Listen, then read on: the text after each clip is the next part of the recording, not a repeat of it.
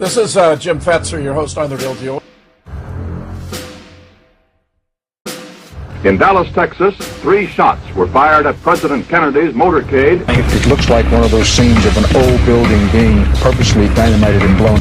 When we are successful, I'm just a patsy, and we will be. Ready to come to the microphone, so we'll listen up. A new world order. My name's Robbie Parker. It might have appeared that way, but from my close-up inspection, there's no evidence of a plane having crashed anywhere near the Pentagon. Let us never tolerate outrageous conspiracy theories concerning the attacks of September the 11th. President Kennedy died at 1 p.m. Live from the Media Broadcasting Center. Hi, this is The Real Deal with Larry Rivera tonight, speaking to you on The Real Deal for Jim Fetzer, Professor Fetzer. And tonight I have a very special program with a witness, an eyewitness from November 22nd for the assassination. And this is what I would call a pristine and uncontaminated witness. There are very few of these left. Today, at 69 years old, he is a happily married, religious man who cherishes the time that he spends with his 24 grandchildren. From what I could perceive and witness, he has great relationships with his neighbors, as I saw him warmly greeting them outside of his middle-class, well-kept home. After the assassination and the perfunctory attempts to contact him by the FBI, he slipped into oblivion, and nobody had ever taken the time or made the effort to investigate what he saw and heard on November 22nd, 1963. In 1998, Larry Sneed interviewed him for his book and wrote one of the chapters on him. However, Sneed did not go that much into the detail that I have gone into with this witness. He has never read the Warren Commission report or any information contained in the 26 volumes of exhibits and hearings. He has never read any books or been interested in the aftermath of the assassination of President Kennedy. It is obvious to this researcher that he had never seen any of the images which depict him at the entrance of the Texas School Book Depository, such as the Alchin 6, all of the Wigman slides, including Wigman slide 658, and others, and Willis slide number 7. He has readily identified himself in these images. The church where he is a member, the congregation where he is a member of his church there considers him a celebrity because they know that he knew Lee Harvey Oswald. However, that is where it ends. At the beginning of our conversation, I asked my witness to try to recall the events to the best of his ability, and I submitted 27 questions for him to answer.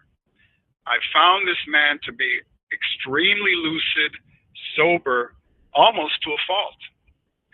The revelations that this man has to offer indeed will make investigators, researchers, and historians rewrite some of the accepted conclusions put forth by the Warren Commission and those who insist on supporting its fairy tale.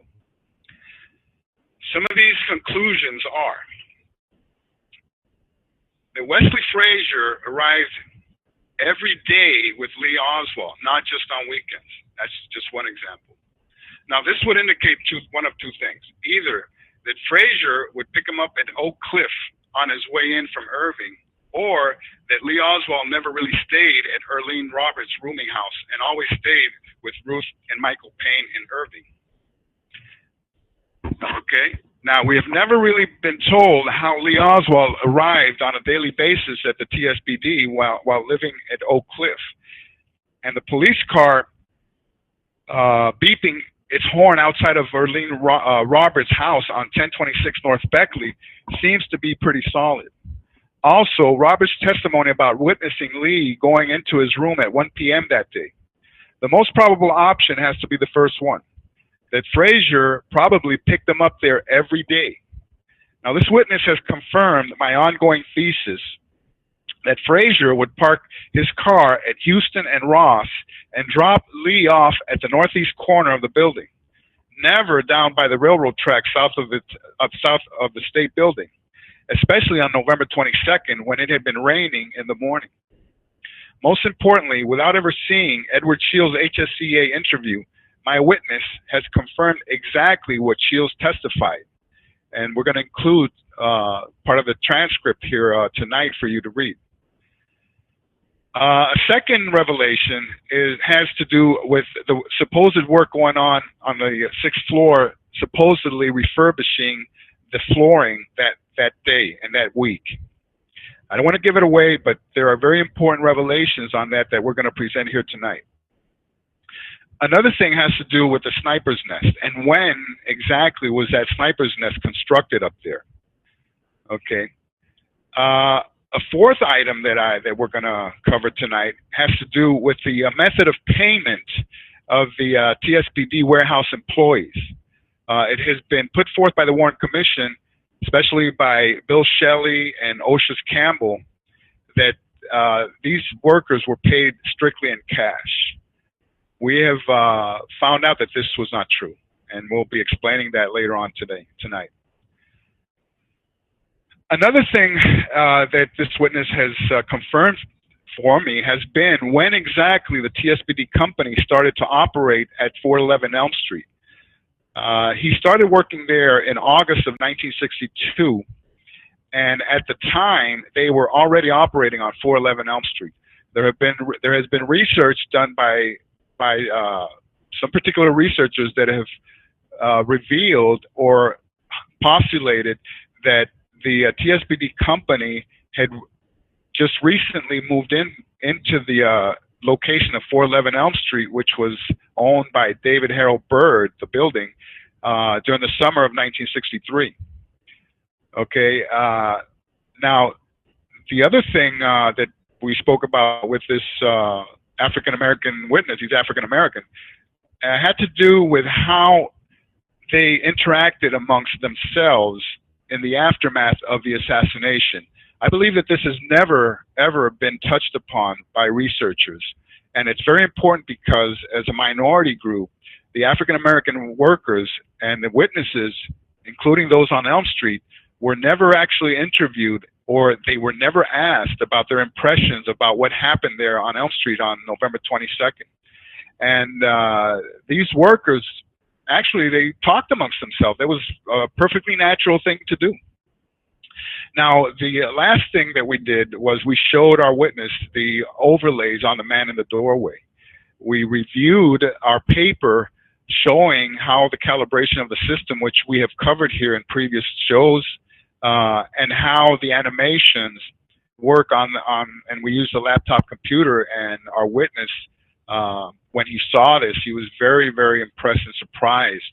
And without much ado, let's start with I first have an MP3 audio, which is an introduction, asking our witness to introduce himself and to give us his background. And then we have a small presentation with video and some images that go along with the interview. Okay, James, take it away. Okay, first of all, I told you about my background, okay, and I'm the chairman of the Oswald Innocence Campaign. Okay. Do you have your copy in case? Yeah. So you can, it's over here. Those are the questions. Yes, you want the intro. Yeah, the introduction. Let's get that. Yeah, you don't have this. Yeah, that's. Oh, I don't have it. You can have that. Yeah. Oh, I can have it. Okay. Now, go ahead. Okay, our organization, whose members span the globe and whose goal and purpose is to obtain full exoneration for Lee Harvey Oswald for the assassination of our 35th president, inasmuch as we believe, as many early researchers did, including. Are you reading from this? Yeah, including Jim Garrison. It's right. Okay, now what paragraph are you? I'm right here. Okay, okay. Jim Garrison, Harold Weisberg, Shirley Martin, and many others, that Lee Oswald, who was captured in the famous Alton 6 photograph, standing right there in the doorway watching the motorcade, and had absolutely nothing to do with the assassination. Currently, we have the honor and distinction of being the only organization that includes in our ranks first-generation Warren Commission critics and authors Mark Lane and Vincent Salandria. We are also honored to have such prominent scholars and authors as Professors David Rome, PhD, Gerald McKnight, PhD, Jim Fetzer, PhD, and author Phil Nelson, who's Fetzer alone in JFK assassination courses at universities across the country. I myself have written and co-authored with Professor Fetzer numerous published articles on the assassination, and am currently the co-host of the weekly internet show The Real Deal with Jim Fetzer. Okay, now this is Larry Rivera for The Real Deal, where today, December the 30th, 2015, I am in Dallas, Texas, interviewing an actual witness to the events of November 22nd, 1963, at the Texas School Book Depository. My very special guest, Roy Edward Lewis. Roy, welcome to The Real Deal. Roy Edward Lewis, he got it all, didn't he? That's right. Roy, today I would like to share with you some of my research, which includes state-of-the-art computer enhanced images and overlays, audio recordings, etc. I would also like to share some documents with you which I would like you to examine for accuracy. However, before we begin, I would like you to please tell us a little bit about you and how you ended up working for the Texas School Book Depository Company. It's all yours, Roy. Okay. I got married when I was 15, almost 16. This is not my ex-wife, and I went to school together for a whole year. Okay, now that summer in 1962, I was going to come to Dallas and just work hard time and go back to East Texas. I'm from Carthage, Texas, East Texas. You got all that right. Okay, now when I came to Dallas couldn't find no job or nothing, so I had looked around, and so I don't know, I can't remember who told me about the Texas School Book Depository. I can't even remember, but I know I went to work there. But I lied and put my age up. I told them I was 18. They didn't check my record. Right. So when I told them I was 18, well, okay, I did not go back to since I had a job making minimum wage and pretty good, and it was. I stayed. I didn't go back to my hometown. I stayed there and worked.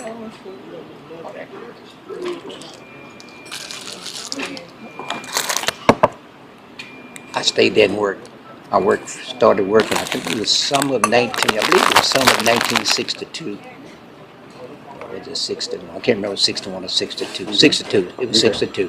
Yeah, and I went to work. I stayed there and worked. I can't remember. I believe I stayed with my sister at the time. I didn't have an apartment. And but anyway, I worked there, and I worked there from 62 on through to I worked there during this assassination, and we all black and white. We all worked there together. We all filled orders. We all went up on had access to.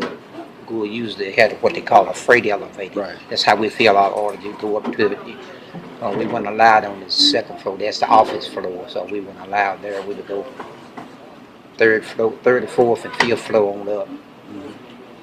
Six, it might have been 6. Anyway, we fill orders on the floor. And once you go up and fill your orders, you would bring the orders down and put them on the floor, and James Drummer would check the orders. Right. And then they had do you have Python? Yeah. Piper, yes. Piper, okay. Yes. Piper was a packer. Do you have Western? Weston. Wesley. No. Wesley. Now he was the most important guy because him and Piper they packed. He was an old man back then, so I'm sure he dead and gone by now. But yeah, he was. He used to call me Little Red because he would like to drink Johnny Walker Red, and I would tease him about it. He used to call me Little Red. And we worked. That's when he packed the Piper, and he would pack the orders. Okay. And then James German would check the orders. And I don't know what Bill Shirley was supervisor. I don't think he just walked around and checked people, make sure. Okay, we'll talk more in detail of that. But that's how I got started there. I put my age up at that summer 1962 because I needed a job, and My wife was expected. That's what I wanted to get into. That's what you want to get into? Okay. Yeah, because I believe that you named your daughter Jacqueline. I did. And I obviously had to have been because of Jackie Kennedy. No. It had nothing to do with it? No, I don't think they had I thought it anything might have been because the way it's spelled out. Well, now, you know, that's too far back. It could have been. I can't tell you that for sure. I can't tell you. My ex might could tell you, but I can't tell you what that's why we named it. Maybe there was a coincidence, but I thought that was very touching.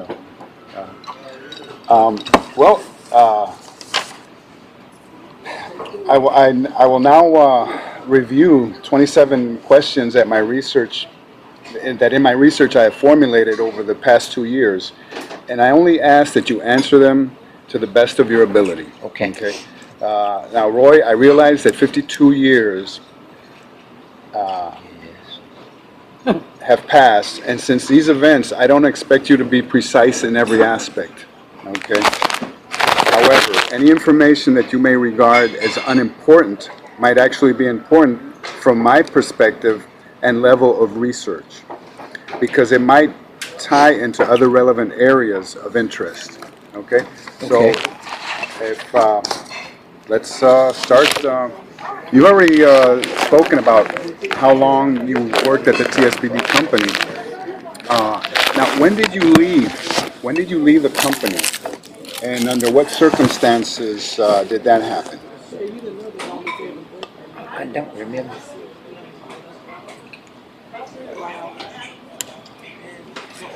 '65. Were you there for 2-3 years? Now that part slipped me. Okay, that's fine. That part slipped. Thank you. Now that part did slip me. That's fine. Okay, now. I left, but I think it was either 66 or 60. Might have been 66. 66? Okay. 65 or 66 when I left. And I went to work for... I can't remember the place out on Keast. What was the name of that place out on Keast? You ought to remember. Now I have to have my ex and remember that. Okay, that's fine.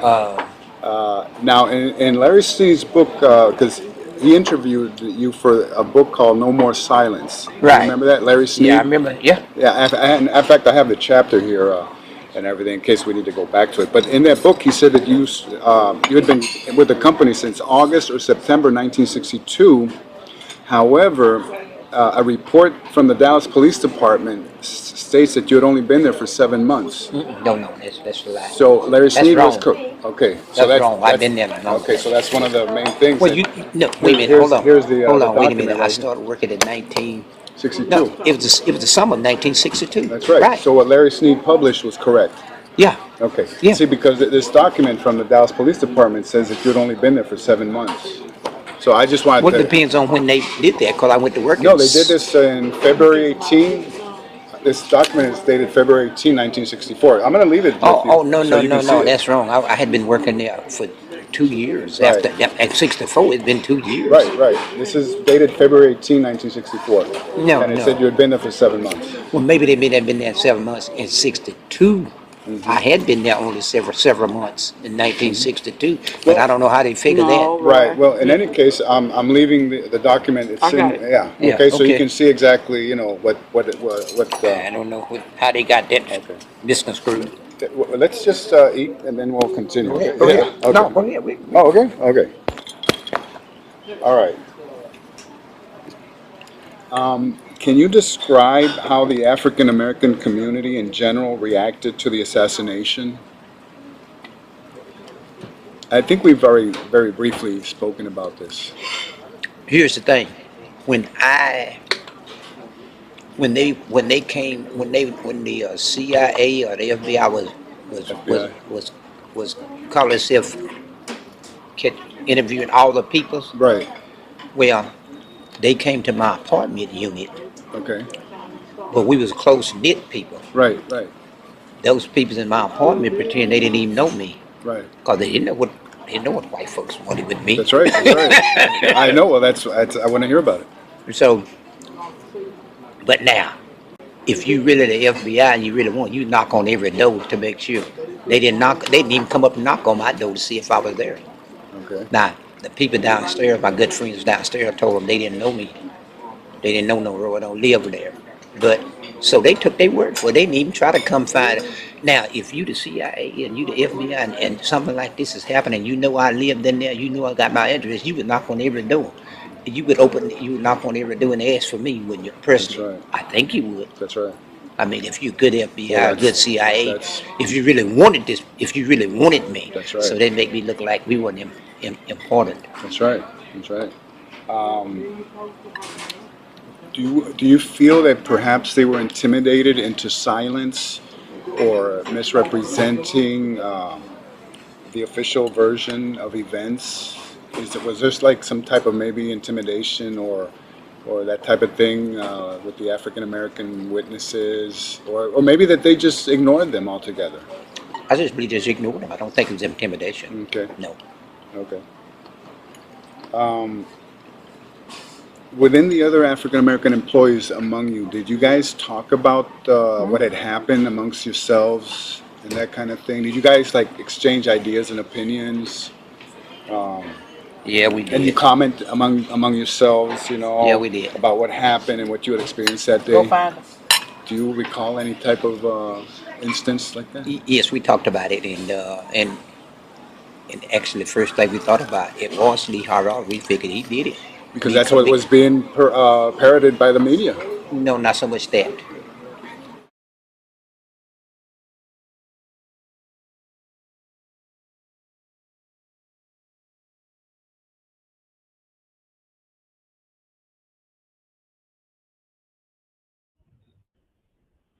Okay, that was our very first clip with our introduction with our very special guest, Roy Lewis.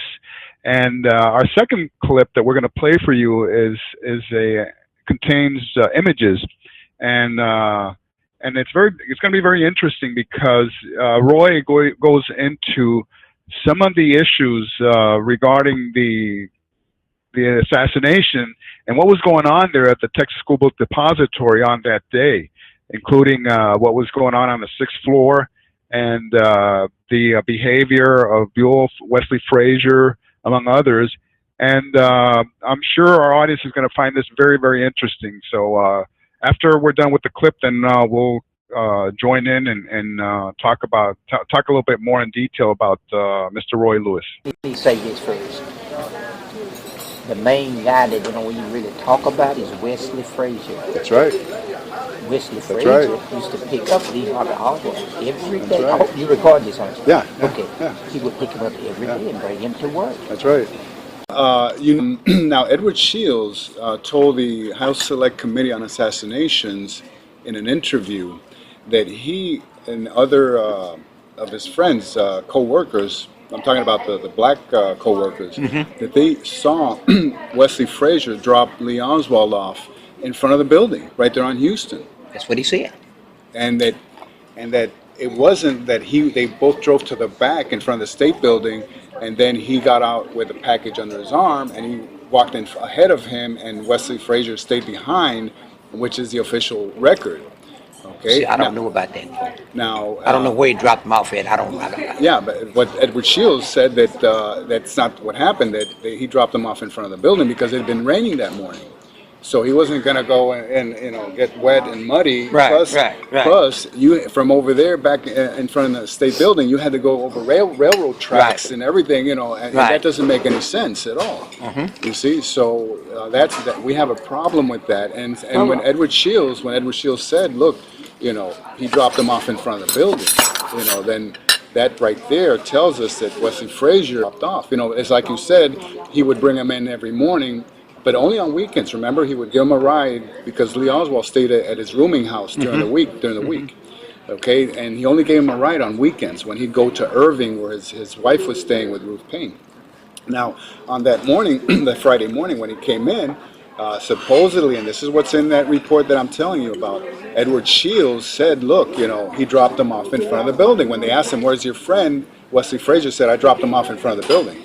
Okay, so that story of him them, going all the way back to in front of the State Building and then walking together, and then Lee walking in front of him with the package under his arm, might not be exactly what happened, Right. And like I said, at that time, that Houston Street didn't go all the way through the way it does today. There was railroad tracks, and there was muches and ruts and everything, and it had been raining that morning, and so all that, was muddy, so it doesn't make any sense, that he would, go with him, and get all wet and get all muddy, to get to work, and then he supposedly is carrying a package, okay? So I just wanted to ask you, about Edward Shields, since you just mentioned that you know him, and make you aware that that's the story. The official story is that they both walked together, not together, but he let him go in front, and then supposedly he was revving his engine because he was having battery problems. And that doesn't make any sense to me, because if you drive all the way from Irving, your battery is already charged by the time if you know anything about electronics, and how cars work, My concept on that was that he let him out in the back. That was my concept. And then he went and parked. And then he went and parked, right. Right. Now, that's my concept. That's right. But I didn't see any. I can't say, because I wasn't eyewitness to it. A lot of them but he put him out in the back. That's where he was always putting him out. Now, you said he only rode with him on weekend. He rode with him every day. Really? Monday through Friday. Really? Mm-hmm. We didn't know that. And he would bring him. But he would let him out in the back, though. That's what I'm going to tell you. That's right. He would let him out in the back, or they would come in the back together. And another thing, he usually didn't park all the way back there. From what I understand, he used to park right there on Houston, on the bend of Houston. Right there. Okay, so that backside. That's right. So he didn't only on that day. It seems. I mean, this is what I'm interpreting. Only on that day, he parked all the way back there, supposedly behind the railroad tracks in front of the State Building. When usually he always parked right there on the bend of Houston. Where it bended and turned into Ross Avenue. Right. Okay. So that's something that we've always been questioning, wondering how that worked. So if you're saying that he never parked all the way back there, this is something that either they're making it up or he did it only on that day, parking all the way back there. That seems kind of strange. Yeah, it does. Okay. A lot has been written about the supposed refurbishing of the 6th floor, the floor itself with plywood. Do you know anything about that? No.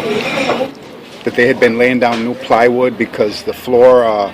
They had been removing old flooring and putting new floors, I don't remember seeing that. But on that particular week, supposedly, Bill Shelley was supervising this floor laying project up there on the 6th floor.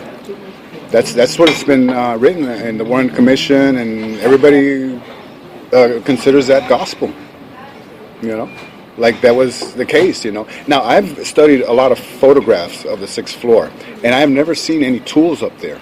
I've examined every photograph that there is available. Okay. That particular day, all of us went up to that 6th floor. That particular day, that was boxes. I don't know if you got that in the report. There were boxes stacked up.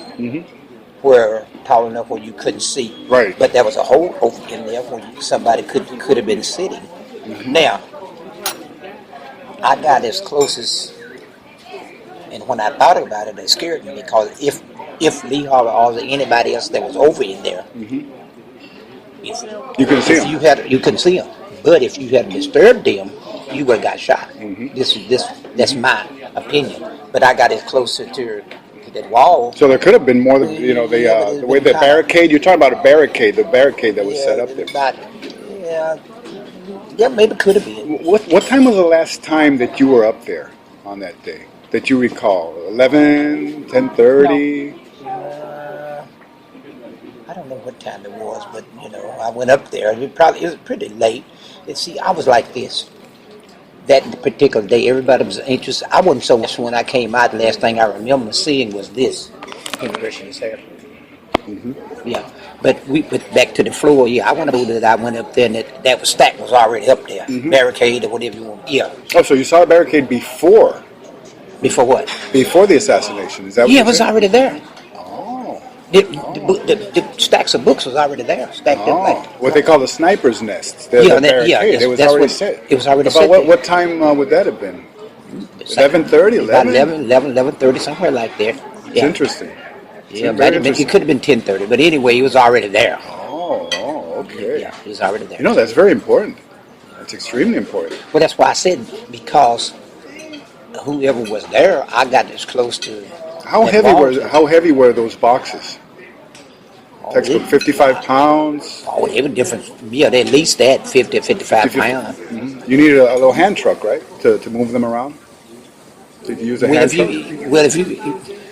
See, you had each floor had its own stacks. They had a line of books here and a line of books over there. So if he were close enough to those books, he could just stack them up. He wouldn't have to have or he could have had a dolly, but he really didn't have to have. Yeah, that's what I was talking. Hand dolly to stack them up. Right. As many as it was, I guess it could have been a hand.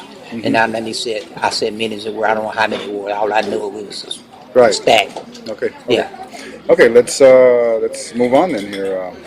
Then the refurbishing. So then obviously then you don't know if African Americans workers Piper, West, Givens, Jarman, Williams, or Norman were involved in this refurbishing. You don't know if any of them were involved in that, because that's one of the main things. That's really important, because they're saying that sixth floor, that crew was up there, and the reason they were up there is because they were laying down the new plywood. They were putting plywood on top of the old flooring, and that, you need carpenters to do that. It's nothing like that, because you have to cut plywood to to measure up, to the areas and everything. That's something a carpenter would have to do, not an order filler, I think that's for sixth floor and all that. Not at that particular time. Okay. All right. Well, that's important. That's very important. If it did, it eludes my mind. I don't remember that. I don't remember them doing that. Well, it's like I said. I've examined every photograph of the sixth floor, and I have not seen any tools, anything that would indicate that type of work. I mean, that's an involved operation. You need. I mean, you have to bring plywood up there. How big were those floors? You would have to have stacks of plywood. You would have to have, Did you ever bring plywood up there? No. Did they ever ask you to bring tools or anything like that up there? And one thing, the lighting wasn't that good on those floors. The lighting wasn't that good on those floors. They had to bring in lights. If they were going to do that, they had to. Of the police detectives up there with flashlights, with these special big ass flashlights, you would have searching up there. But this is the inside of the building where the sniper was. There's the detectives. They get it all downstairs now, trying to regroup after being stunned by this.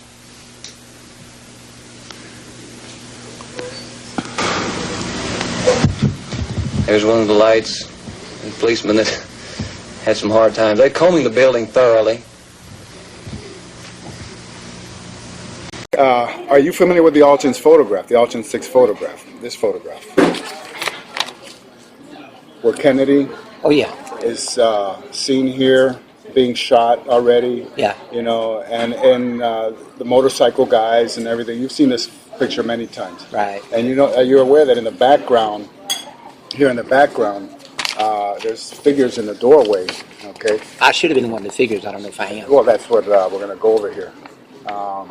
So you were located, you were standing in the entrance. I was standing on top of the steps where you go in. I was on the outside. On the outside? Yeah, I was on the outside. Around the bottom first step or second step? No, I was on the first step up to the That's right. First step. Yeah. Okay, the first step. Before you get ready to step off. That's right. Yeah, I was on the first step. Okay. Now, many people here have identified this right here as yourself. I'm just gonna put an arrow right there, and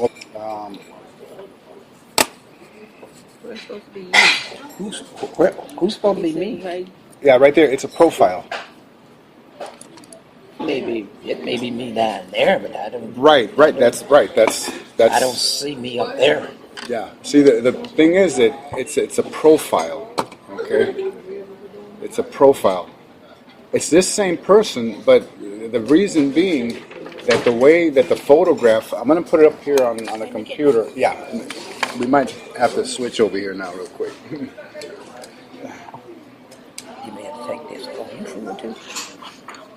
Yeah, what I'm going to do is Okay, I'm showing Roy the Auction 6 photograph right now. Okay. Now, this is the doorway, okay, and these figures here.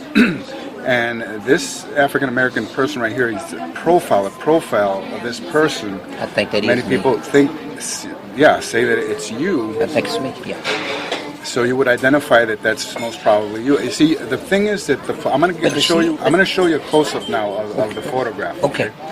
And it's right here. But why would I be looking that way? I should have been looking. That's one of the reasons. That's exactly one of the reasons. I would love for you to tell me here. When I came out, I was looking at the cave. Okay. You see this? This is the chest. See, the thing about, see, I've defined how the chest here, and this here is the doorman. We call this guy doorman, his left hand, and this is the person here, and then his chest comes down here, and this seems to be the same color uniform that person was wearing. That's like a khaki type of uniform, correct? I guess, I don't know. Well, I'll show you now color photos of that. Okay. Now, let me go here. This is what I want to go into here. Okay, here's our Auction 6 photograph. Okay, and this is the man that is in question that apparently, as far as I'm concerned, because when you look at this other angle, seems to be now you. That's me there, but you see my head, you see the direction and things are different. I know, because this picture was taken after the assassination. This was taken from a car that came about 30 seconds afterward. Okay. Okay, and then this is well afterwards. And okay, hold on, go back to that. Yeah, this is what I have the close up right here. Okay. This is called. Okay, now that's me, right? That's me, right? That's it. This is a Willis. This is called the Willis 7 photograph. Okay. But why they got me looking that way? That's right. Well, that's what I wanted to know. I guess because he hadn't turned the corner yet. I don't know. This was after the assassination. This is about maybe 3 or 4 minutes after the assassination. Yes. Really? Yes. And you're looking in that direction now. Why am I looking in that direction? Well, I was wondering about these vans here. You see these vans? It seems that you're looking in the direction of these vans that were on Elm Street on the other side of Houston. Mm-hmm. And I was wondering if perhaps maybe you noticed some type of commotion there, hold on. Okay, here we go. Okay. And we're at point 9. Okay, you've already told me that you were located in the doorway. And now we're talking about the profile of the man in the doorway right here, and you say that's a very good chance that that's you, because that same person is this person, and you've already identified in the Wigman. This is called the Wigman slide 658, and in this slide you have identified yourself as that man right here, and then in the Willis slide you have also identified yourself in the doorway. Okay. Now my hypothesis, and something for you to confirm if that actually is you, because we're talking about the same group of people here, okay? And they couldn't have moved. I mean, this is exactly when this is happening right here, the Auction 6. This here, okay, this is a blow-up of the Auction 6 of this part of this right here, okay? So this right here is this over here, okay? It's just, this is a blow-up of that photograph that I just showed you. Okay. Are you saying that's Lee Harvey Oswald? Well, I'm gonna show you. It may look like him. Well, I'm gonna show you some state-of-the-art computer overlays that I think prove that that's him. However, well, I can tell you from them, it looks like him. It looks like him, right? All I can say. Well, Roy is identifying doorman as Lee Oswald. However, I want him to look at my overlays so that he can really appreciate the man who's in the doorway and how closely he resembles Lee Oswald. But I don't want to run and get ahead of myself. Okay. So now, did you see the limit? Okay, that was Roy Lewis, our witness and special guest tonight on The Real Deal here. And Roy was really giving us a lot of detail, and I want to welcome Professor Fetzer here onto the show right now. He's just arrived. Jim, I think we've nailed down a very important piece of the puzzle here with Mr. Roy Lewis. I called him earlier a pristine and uncontaminated witness because he's never been involved in any type of JFK activism or activity of any kind. He's never read any books. He's never actually looked at any of the images and photographs that survive to this day. For example, the Dave Wigman film, the Willis slide number 7, and most especially the Altgen 6 photograph. So, no, Larry, I think it's sensational, and I think it was very intelligent and resourceful of you to return to Roy, because, of course, you and I and Gary had visited his home on our previous road trip, visiting so many different locations that were important in relation to the assassination. So I'm very, very pleased and gratified you pursued this, and that you were so well received by Roy, who seems to me to be an invaluable access route to the distant past, remarkably enough. Well, let me tell you, I found this man to be a very sincere, sober, and almost to a fault, that he's soft-spoken, and he's a family man. He's a church-going man, and in every respect, the ideal witness who's never come out, who's never seeked any of the limelight. Okay, and somebody who is totally believable. And a lot of the things, Jim, that he's revealing here tonight, and I'm going to briefly go over here again with our audience, and because I have accompanied a lot of the images so that our audience could see and understand exactly what we're referring to and what we're talking about here. And specifically, what I wanted to start here, and I'm going to quote here from the interview. And this is Roy saying about Wesley Frazier. And this is right at the beginning. He says, the main guy you want to talk about is Wesley Frazier. He would pick him up every day and bring him to work. Now, in this clip that we just showed, he went, and I think that it's very important that he recognizes, look, this is a guy that you need to take a little bit more interest in, And we have, because you know that I have researched this guy, for a while now. Well, Larry, I think it's fascinating that Roy even turns out to be the man who had the black man's profile in front of Lee in the doorway. I mean, that's stunning. Not only that, he's identified himself in the Wigman, okay, and in Willis 7, okay. He says, hey, that's me, And then his first reaction when he sees the close-up of the Grodin scan there of the doorway, he says, that's Lee Harvey Oswald. Now, I just want to state this right now for the record, because I asked Roy, do you remember Lee Oswald being behind you? And he says, I don't. But it doesn't mean that he wasn't there, and that I can tell you as a witness that he was there. However, I wasn't concerned with anything that was going on behind me.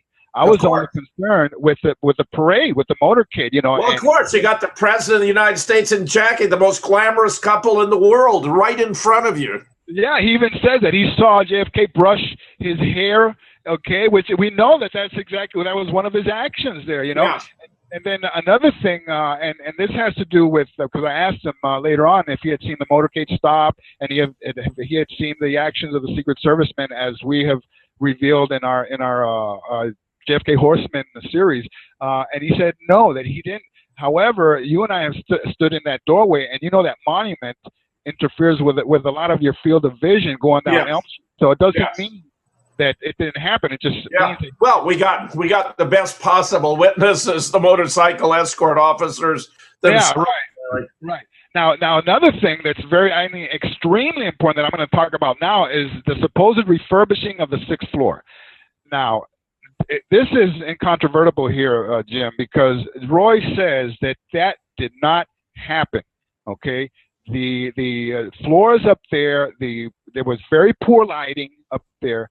If anybody would have known if there was work going on up there, it would have been him, because he was at the bottom rung of the employee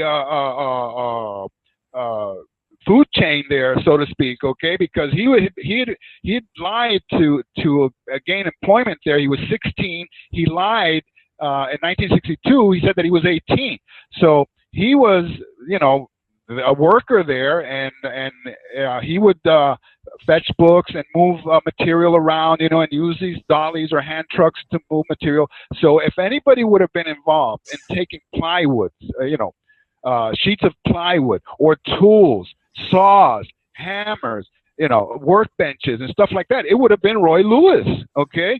And he says that just didn't happen, okay? Now this I think is extremely significant, extremely important, because this fairy tale about Bill Shelley running that crew up there and having Billy Lovelady and Danny Arce and Bonnie Ray Williams and whoever else, they said it was up there working on refurbishing the floors. It's a total lie. That just did not happen. And another thing, we have an OIC member by the name of Jay Knowles who was evaluated. He's looked at this, and he's looked at all the photographs, because I also presented all the photographs that are on the while this clip was running, where it shows no evidence whatsoever of any work being done up there, which supports what Roy Lewis is saying. Okay, and so Jay Knowles said, "Hey, I'm a carpenter. I'm a professional carpenter. I know exactly what is required to do such a job." And it just didn't happen. Okay, and that's just the opinion of a professional.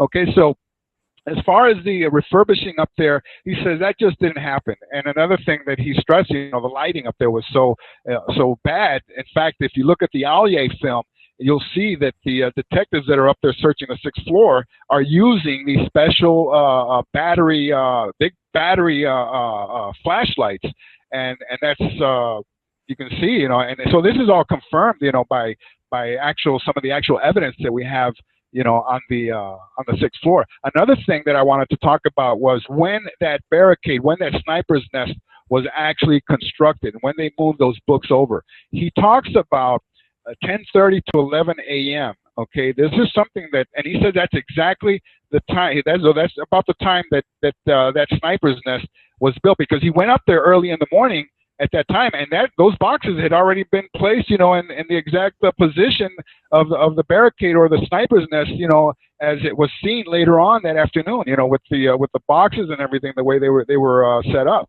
Okay, now that's very significant. Okay, now another thing, when I asked him about the difference between Lovelady and Oswald, he said, look, there was like night and day, I showed him the photograph of Lovelady taken by Mark Lane. Okay, he said, that's what Lovelady used to look like. And let me tell you a little story about Lewis and Lovelady. Roy Lewis told me that he purchased a car from Billy Lovelady, and it was either a Pontiac or a Buick, 1957 or 1958, and that's why he knew Lovelady so well, and he could tell you exactly what his physical characteristics were. And he said, look, he was heavier, he was shorter, he was almost completely bald. I don't know why or how they would confuse Lovelady for Lee Oswald. These guys didn't even look alike, physically, and this is something that we've been talking about all along. Okay, so those are just some of the things, that we spoke about, and I was very excited because, and you can hear me right now, the way, this thing is played out, and another thing about how these workers were paid. You've read in the Warren Commission, Bill Shelley, O.V. Campbell, the paymaster, a man by the name of Aiken, okay, and all of them stated in the Warren Commission that they paid all these workers in cash, okay. When I confronted, I asked Roy, how did you guys get paid? He said, no, heck no, we never got paid in cash. All right. So what we have here is a direct witness to what was going on there at the TSPD, and I think this is extremely significant, and this is something that's going to be very hard to refute. Well, of course, Larry. I mean, it's sensational that you did this, that you tracked him down, that he was so cordial and forthcoming is all wonderful and fascinating. And as you and I have discussed, it's much, much better for a witness to get their views out into the public. I mean, they're much more safe, because rather than silencing them by taking them out before they've spoken, after they've spoken, it simply invites more attention to what they had to say if you take them out. So I experienced this in a couple of cases in the long career of studying JFK, and those who have come forward have survived, and those who haven't. That's right. And even Mr. Salandra, he urged me, get this out now. He said, do not wait. And I agree. You were the first one to tell me that,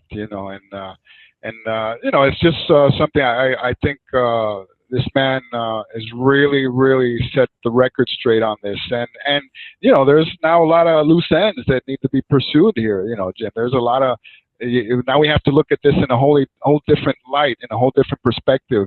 And a lot of the, maybe, we're going to catch some heat, from some people, but we always do, But, hey, I think that this has been incredible what this man has to say. And Larry, yeah.